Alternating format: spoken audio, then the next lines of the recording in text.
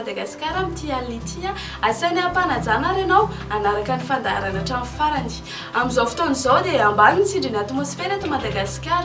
Tsara nefa ny manamarika fa isy foana ny oram-baratra manomboka androany ka hatramin'ny voalohan'ny volana Desambra amin'ny faritra maro eto Aminosy, indrindra ny faritry ny afovoantany sy ny ilany afovoan'ny atsinanana iny. Tokony hitandrina na hamonjy toerana azo antoka noho izany mba hiarovana ny tondra-drano. Toy izao kosa ary ny mety ho toetry ny andro ao an'Irapitso. Ny maraina dia andrahoana na andrahoana vitsy manerana ny nosy fa arahana orana tandrifon-drahona kosa zany amin'ny faritra Mahajanga, Antananarivo, ny faritry Toamasina, mipakatra ny amin'ny faritry Fianarantsoa sy faritany Menabe iny.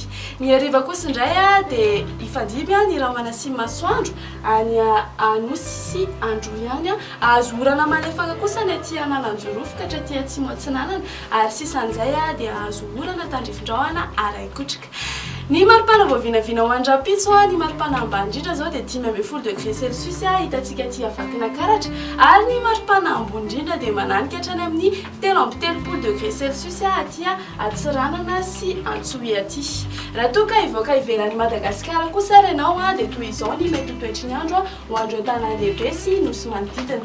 Ho avy ny orana ny Paris sy Comores, andrahoana ny andro any Milan, azo orana tandrifon-drahona ny any Johannesburg, ifandimby andrahoana sy masoandro any Nairobi, Bangkok, Seychelles ary La Réunion ary ibalika be ny masoandro any Maurice.